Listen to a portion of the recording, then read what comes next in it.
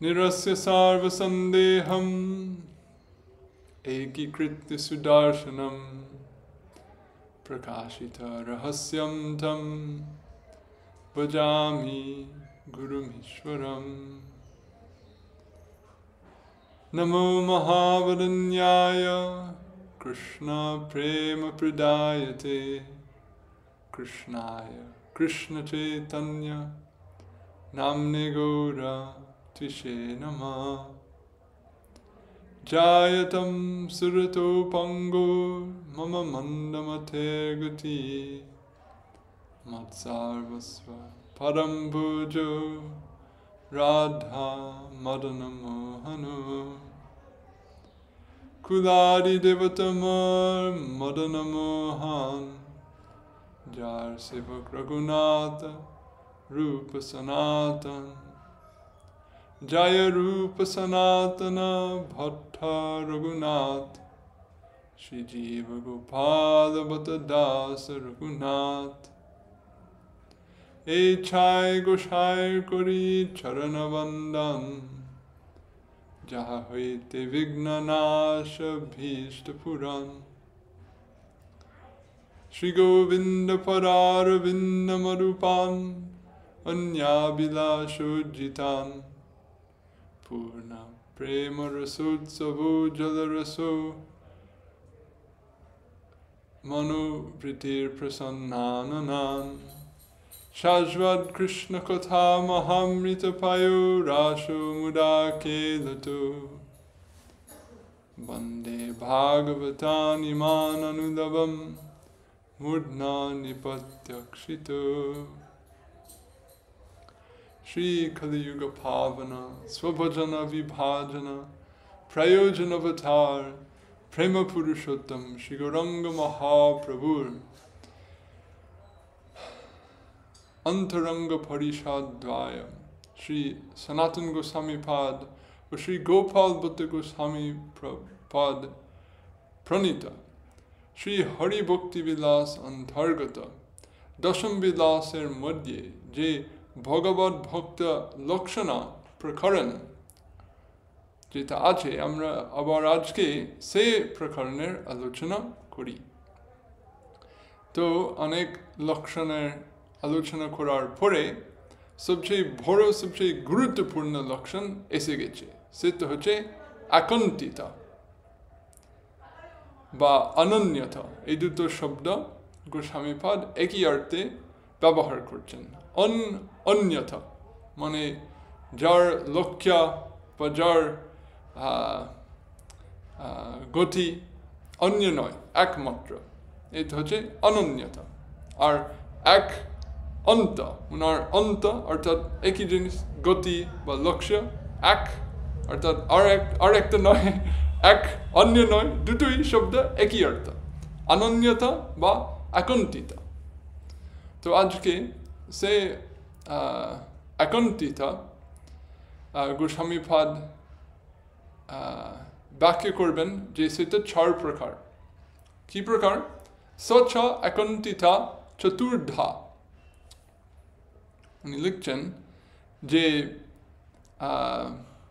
এই আকন্ঠিতা চতুর্বিধা কিরকম সচ সর্বনৈরপেক্ষেন তদ একনিষ্ঠতা রূপা আকন্ঠিতা চতুর্ধা চতুর্ভির প্রকারাই অর্থাৎ এই একন্ঠিতা অর্থাৎ ভগবদ একনিষ্ঠতা সেটা চার প্রকার আর এই একনিষ্ঠতা কিভাবে হয় সর্বনৈরপেক্ষেন মানে অন্য সব কিছু বাদ দিতে হবে যদি আমরা এক লক্ষ্য রাখব যেমন স্থিতি আমরা একটা জায়গায় বসে আছি অন্য কোথাও বসে আছি না আমরা তো আমেরিকায় বসে আছি না আমরা তো ইংল্যান্ডে বসে আছি না আমরা তো পশ্চিমবাংলায় বিশেষ করে নবদ্বীপ ধামের মধ্যে বসে আছি শুধু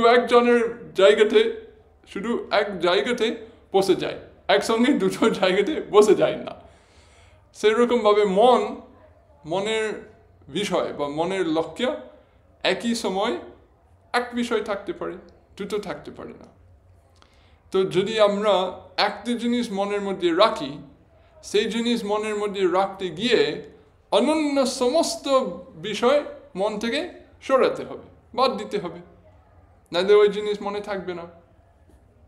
তো যদি আমরা ভগবানের আকান্তিক ভক্ত হতে চাই, যদি আমরা ভগবানের অনন্য ভক্ত হতে চাই, তাহলে আমরা আর করার ভক্ত থাকতে পারি না। যে আমি ভগবানের ভক্তি, মন অবশ্যই চঞ্চল। হ্যাঁ, মানসিক চঞ্চল একটা বড় ভজনের অন্তরায়। তো আজকে আমরা শুনবো কিছু কথা ওই বিষয়ে। তো যদি আমরা সেরকম একনিষ্ঠতা, সেরকম অনন্যতা লাভ করতে চাই, তখন অন্য সমস্ত বিষয়ের প্রতি আমাদের নিরপেক্ষতা চাই। যে এটা থাকতে পারে, না থাকতেও পারে, আমার ব্যাপারই নেই, বা এর মধ্যে আমার আসলে কোনো লাভ হতে পারে না। কারণ বেশিরভাগ আমরা আমাদের মন নানা রকম ক্ষম্য বস্তুর পিছনে ছুটে যায় সব সময়। কিন্তু যখন আমরা দেখতে পাই যে ওইদিকে আমি যদি যাই, ওখানে আমি কিছু লাভ করতে পারবো না, তখন আমি আর যাই না। যেমন একটা ব্যবসায়ী লোক, যেমন আমরা দেখি এই সব দিকে অনেক লোক তারা ঘুরি বেড়ায় নানা জিনিস বিক্রি করতে, তারা ডাকে এখানে এই মল আছে, এই মল আছে, এই দাম, সবাই বলে। আর তারা মনে করছে এই পড়ায় কেউ আমার কথা শুনে বাড়ি থেকে বেরিয়ে গিয়ে জিনিসটা কিনবে, এরকম আশা করে তারা নানা দিকে ঘুরে বেড়ায়। কিন্তু যদি তারা একটা জায়গায় যায় আর দেখতে পায় যে না, এখানে কেউ আমার মল বিক্রি করবে না, আমার কোনো লাভ হতে পারবে না এই পড়ায়, এমনি যে কোনো কারণে, তখন সে ব্যবসায়ী লোক আবার ওই পড়ায় ঢুকবে না, কারণ উনি জানতে পারছে যে ওখানে আমার লাভ নেই। ঠিক আছে? সেরকমভাবে যদি আমরা বিচার করে দেখতে পাবো যে মন যদি আমি ওই বিষয়ে লাগাবো, তখন আমার কোনো লাভ হবে না, তখন আমি আর ওই জিনিস আমার মন ওখানে লাগাতে দেব না। যে মন যদি যায় আমি ফিরে আসবো, যে না, ওখানে থাকলে কি লাভ, কোনো লাভ নেই। তো এত তাত্ত্বিক জ্ঞান আছে আমাদের ভাগবতে, বহু ঋষি, সাধু, মহাত্মা এত কিছু পারমার্থিক জ্ঞান আমাদেরকে দিয়ে গেছে, যেন আমরা সার অসার বিবেক লাভ করতে পারি। সার অসার বিবেক, এই তো হচ্ছে বিবেক হচ্ছে সাধু সঙ্গের ফল। আমরা যদি দীর্ঘদিন সাধুর মুখে শাস্ত্র কথা শ্রবণ করি থাকি, তার ফল কি? একটা ফল হবে যে আমার বিবেক জাগবে, আমি নিজেই জিনিসটা মনে আনতে পারি। আর যখন আমি আমার নিজের জীবনের পথে চলছি, তখন আমি এই দেখছি ওই দেখছি, আমি নিজেই বিবেক করতে পারবো যে এই তো ভালো নাকি এই তো খারাপ, নাকি এই তো গ্রাহ্য নাকি এই তো ত্যায্য, জিনিসটা কীরকম আমি নিজেই বিবেক করতে পারবো। তখন আমি নিজেই জীবনে নিজেকে চালাতে পারবো এই সাংসারিক পথ নয়, এই পারমার্থিক পথে। যেমন একটা শিশু বা একটা ছেলে মেয়ে নিজেই কোনো টাকা পয়সা রোজগার করতে পারে না, নিজেই থাকতে পারে না, মা বাবা যদি না খাওয়ায় থাকতে পারবে না। কিন্তু আস্তে আস্তে ছেলে বড় হয়ে নানা রকম জিনিস শিখে তখন নিজেই রোজগার করতে পারে, তখন নিজেই চালাতে পারে জীবনে। তদ্রূপ পারমার্থিক পথে একদিন আমাদেরকে বড় হতে হবে, একদিন আমাদেরকে নিজেকে চালাতে হবে। এবং কিভাবে সাধুগণের যে সমস্ত উপদেশ আমরা ওইগুলো শুনে হৃদয়ঙ্গম করে যেন আমরা নিজেই বিবেক করতে পারবো, এবং যেন আমরা নিজেই আমাদের পথে চলতে চলতে ঠিক জিনিস, যেটা অনুকূল জিনিস সেটা গ্রহণ করতে পারবো, প্রতিকূল জিনিস আমরা বর্জন করতে পারবো, যেন আমরা নিজেই ওইসব পারবো। এটা হচ্ছে সমস্ত শিক্ষার উদ্দেশ্য। তো ঠিক আছে, এই থেকে জানা যাচ্ছে যে জ্ঞান চাই, ওই জ্ঞান থেকে নিরপেক্ষতা আসবে, আর নিরপেক্ষতার ফলে একান্তিতা আসবে। আর একান্তিতা ভগবানের অতি প্রিয় লক্ষণ, ভগবানের অতি প্রিয় জিনিস। ভগবান যখন দেখে ওই লোক আমার ভক্ত নয়, আমার একান্ত ভক্ত, তখন উনি বিশেষ কৃপা করেন। তো ঠিক আছে, গোস্বামীপাদ এখানে লিখছেন 4 প্রকার একান্তিতা। 1, ধর্ম অনাদর। এই বিষয়ে আমরা আজকে আলোচনা করব। ধর্ম অনাদর। সাধারণভাবে আমরা মনে করি যে সাধুগণ ধর্ম পালন করে থাকে। এখানে ধর্ম অনাদর, এটা কি একটা উচ্চ স্তর সাধুর লক্ষণ? কি ধর্ম অনাদর তো একটা নিকৃষ্ট ব্যক্তির লক্ষণ সাধারণ দৃষ্টিকোণে। তো সেটা কি, এইটা আজকের আলোচনার বিষয়, একটু পরে হবে। প্রথমে উনি শুরু ওই 4 বিধা একান্তিতা উল্লেখ করছেন। অন্যশ্চ কর্মজ্ঞান আদি অশেষ নিরপেক্ষতা, মানে অন্য সমস্ত প্রকার সাধনের প্রতি নিরপেক্ষতা। ভক্তিপথ ধারণ করলে আমি শুধু ভক্তিপথে চলব, যে একদিন আমি ভক্তি করব, আরেকদিন আমি জ্ঞান করব, আরেকদিন আমি কর্ম করব, তা নয়। ভক্তি পথ করার পর ভক্তি মার্গে যদি শ্রদ্ধা হয়, তখন আপনার কর্ম মার্গের আদিঘর নষ্ট হয়ে যায়। এটা ভাগবতের সিদ্ধান্ত। গোস্বামীপদ গান এই হরিভক্তি বিলাস, ভক্তি রসামৃত সিন্ধু, ভক্তি সন্দর্ভতে এই সিদ্ধান্ত বারবার বর্ণনা করে গেছেন যে ভক্তি মার্গ আদিঘর হলেই কর্মমার্গের আদিঘর শেষ হয়ে যায়। এই জন্য কর্মের প্রতি নিরপেক্ষতা এসে যায়। আর জ্ঞানের প্রতিও নিরপেক্ষতা এসে যায় যখন আমরা ভক্তির মার্গে শ্রদ্ধা পাই।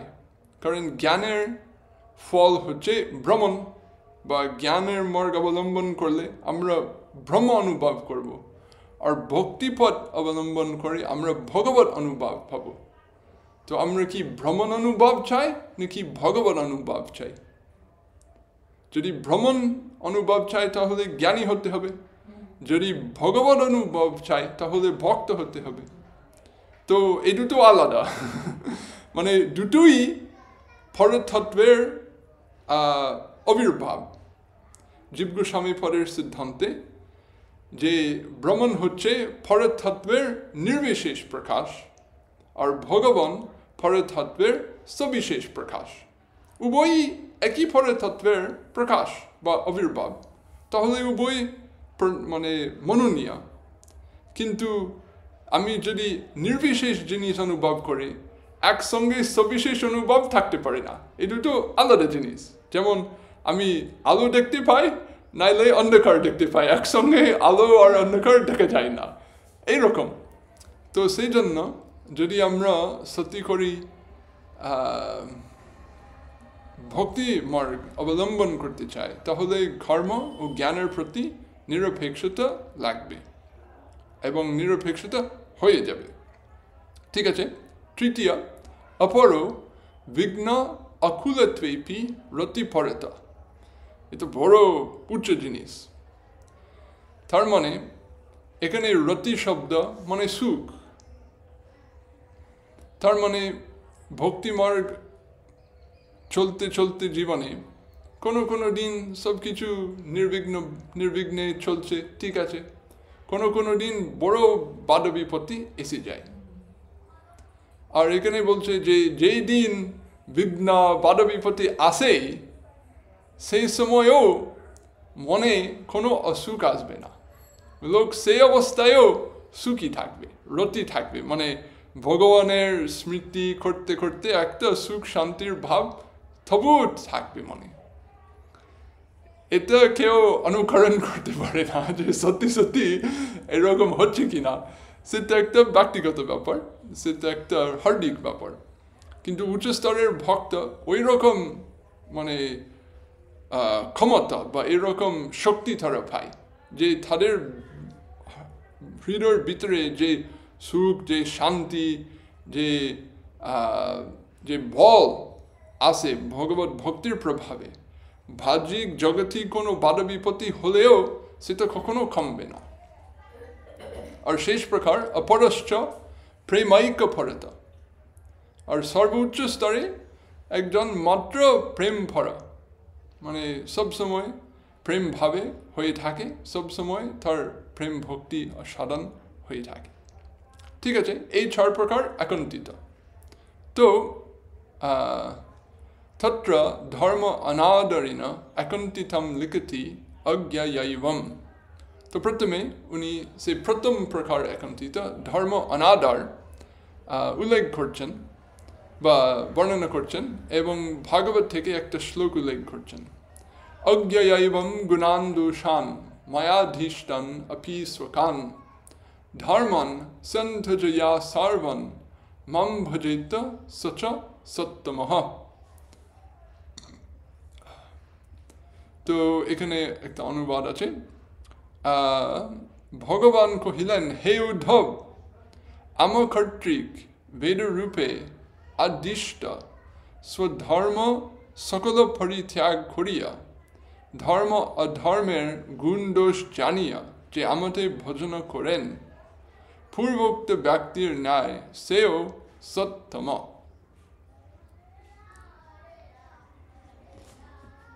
তো গোস্বামীপাদ লিখছেন তার টিকায়, মায়া বেদ রূপেণ অধিষ্ঠান স্বধর্মন, অর্থাৎ ভগবান ই শাস্ত্রের মধ্যে কথা বলে, যে আমরা মোবাইল খুলে ভগবানকে ফোন করতে পারি না।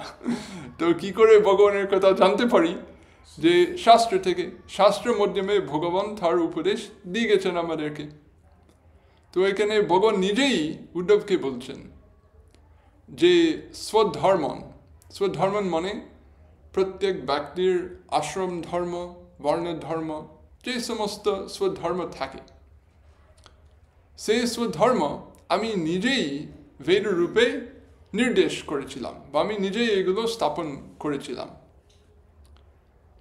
কিন্তু তবুও এখানে যদিও আমি নিজেই এইগুলো স্থাপন করেছি, সে ভক্ত কি করছে?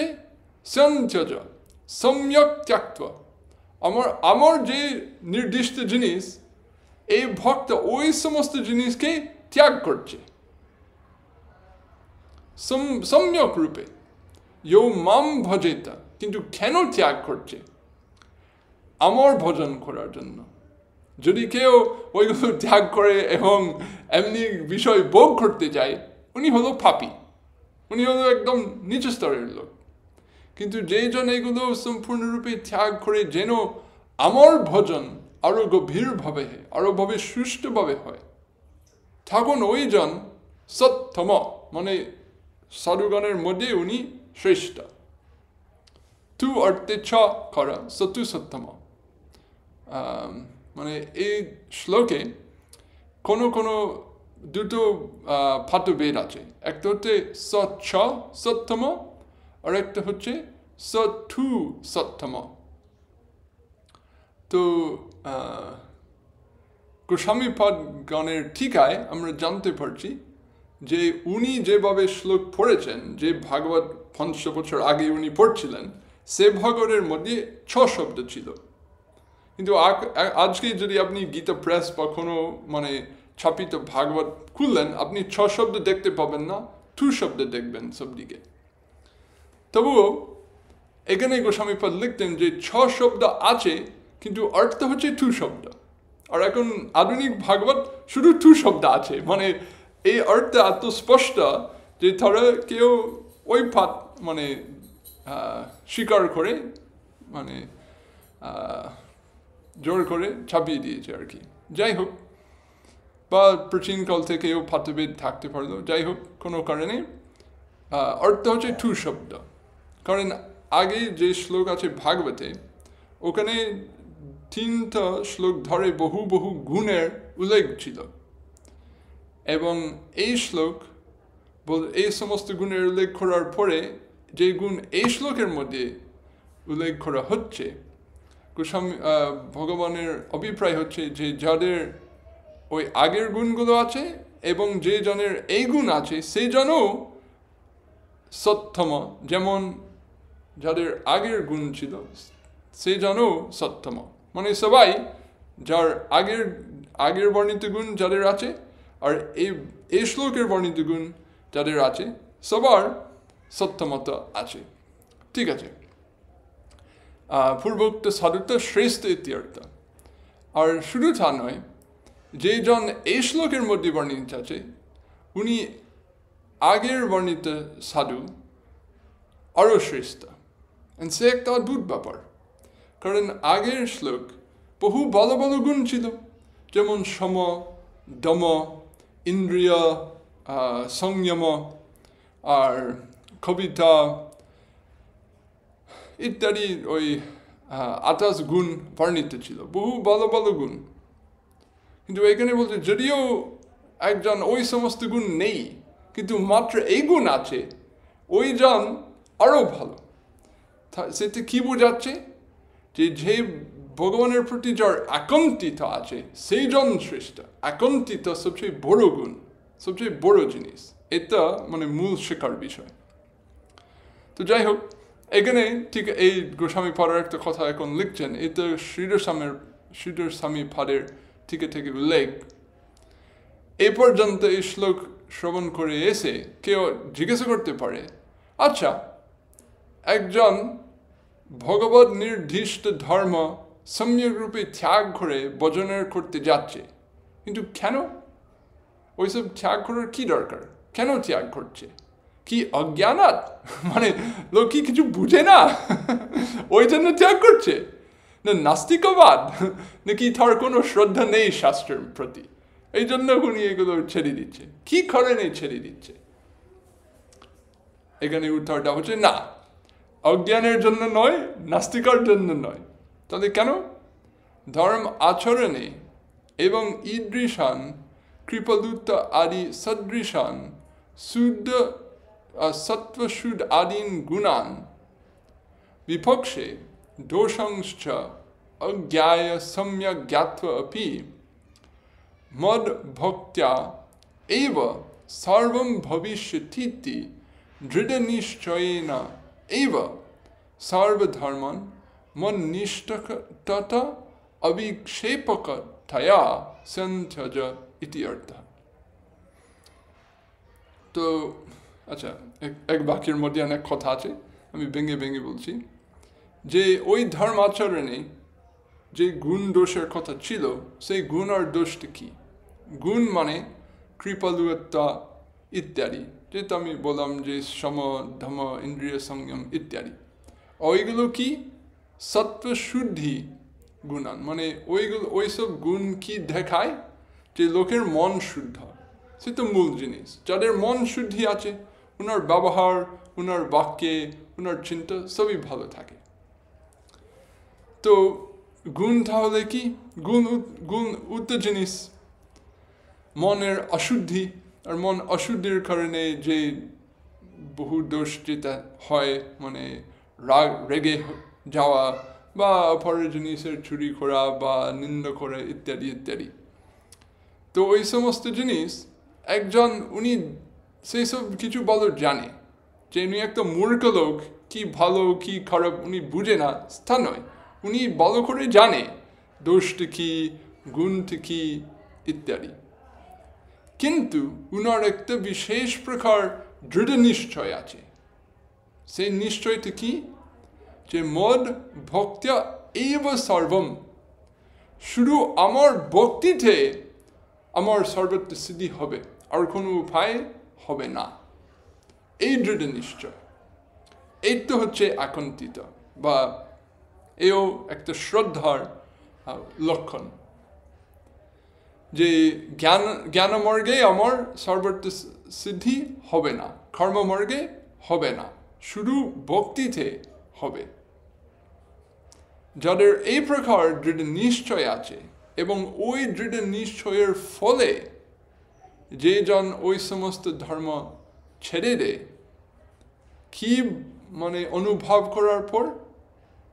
যে ওই অন্যান্য সব ধর্ম পালন করতে গিয়ে আমার ভগবত এক নিষ্ঠতার বিক্ষেপ এসে যাচ্ছে, মানে একটা বাধা এসে যাচ্ছে। এই জন্য আমি এগুলো আর রাখতে চাই না। মানে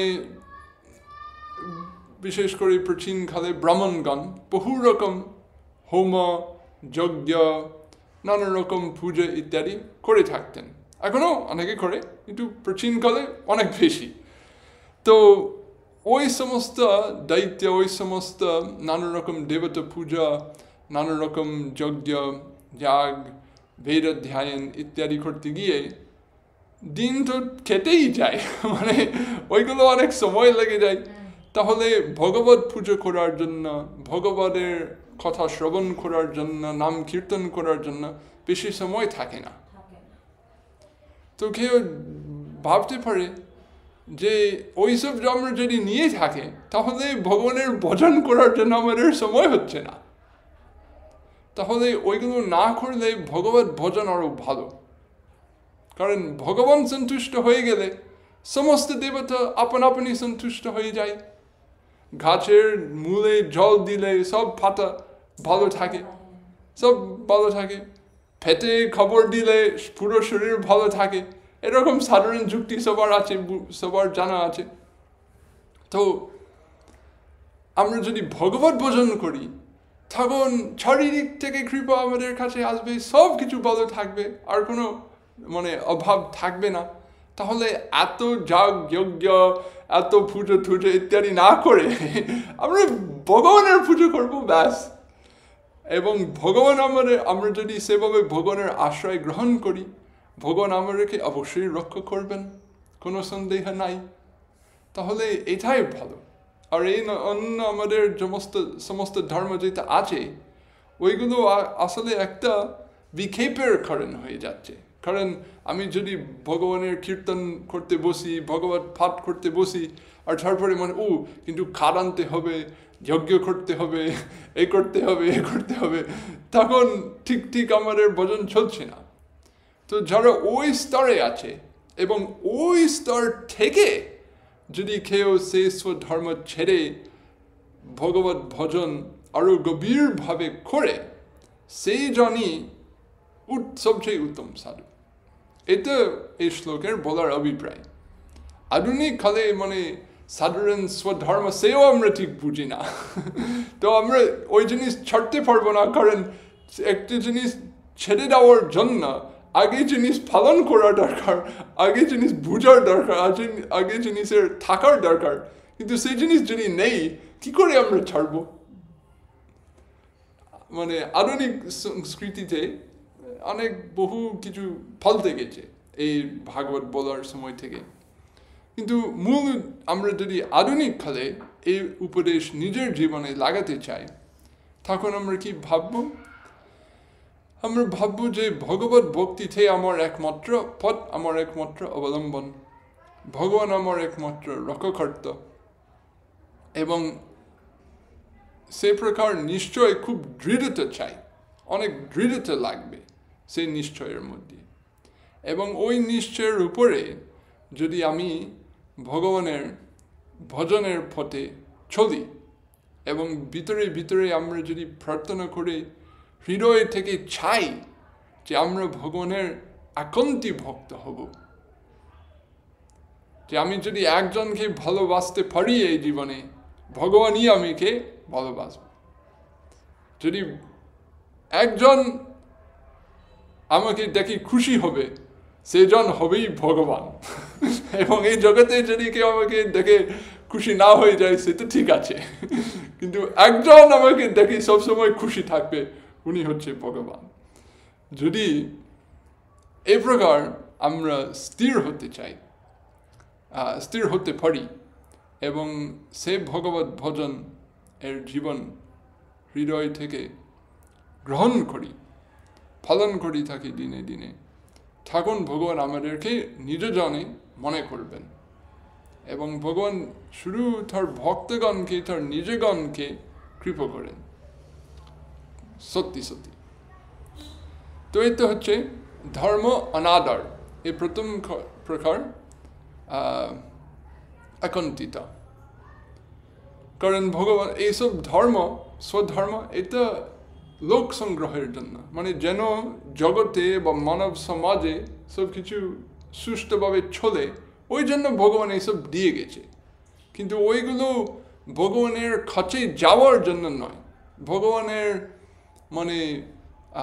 শুদ্ধ ভক্তি বা প্রেম ভক্তি লাভ করার জন্য ওইগুলো আলাদা। ওইগুলো জগতের সম্পর্ক আছে বেশি। তো শুধু আমরা যদি ওইগুলো নিয়ে থাকি, তখন আমাদের যে গোস্বামী পদ গানের যে ব্রজভাব, প্রেম ভক্তি যেটা মহাপ্রভু সাধন করেছেন, ওইসব পাওয়া যাবে না। তো আমরা যদি সেই প্রকার জিনিস লাভ করতে চাই, তাহলে এরকম নিশ্চয়, এরকম শ্রদ্ধা চাই যে ধর্ম আমার আসল রক্ষাকর্তা নয়। যদিও মনুস্মৃতিতে এই কথা খুবই বিকট্য, যে যেজন ধর্ম পালন করে, যেজন ধর্মকে রক্ষা করে, ধর্ম সেই জনকে রক্ষা করবে। আর যেজন ধর্মকে ছেড়ে দেয় বা নাশ করে, ধর্ম সেই জনকে নাশ করবে। এই বিকট্য কথা আছে, সাধারণ যুক্তি, ঠিক আছে। কিন্তু যাদের আত্মশ্রদ্ধা আছে যে এই কথা শুনে আমার কোনো ভয় নেই, আমি সেই ধর্মও ছেড়ে দেব, ভগবান আমার জন্য আছে, যদি ওইগুলো ছেড়ে আমি নিষ্ঠভাবে বা নিষ্ঠার সঙ্গে ভগবত ভজন করে থাকি, যাদের আত্মশ্রদ্ধা হয়েছে যে অন্য কোনো কারণে তার কোনো ভয় থাকে না, সেই জন আকন্তি হতে পেরেছে। এবং সে আকন্তিটা ভগবানের অতি প্রিয় জিনিস। ভগবান খুবই সন্তুষ্ট হয়ে যায় যখন সে আকন্তিটা দেখতে পায় একটা ভক্তের হৃদয়ে। ঠিক আছে, আর দুটো শ্লোক আছে এই প্রকারে নিয়ে, কিন্তু শুরু করতে গিয়ে তখন পাঠটা খুব লম্বা হয়ে যাচ্ছে। তো এখানে আমি বিশ্রাম দিই, আর সামনের ভার আমরা শুনতে পাবো আর একটা খুবই বিখ্যাত শ্লোক, সর্বধর্মান পরিত্যাজ্য। এই শ্লোকও একই ধরনের কথা, ধর্ম অনাদের কথা। বৈষ্ণবেভ্যো নমো নমঃ। শ্রী গুরু নিতাই গৌর প্রেমানন্দে। হরি হরি বল। জয় জয় শ্রী শ্রী রাধে।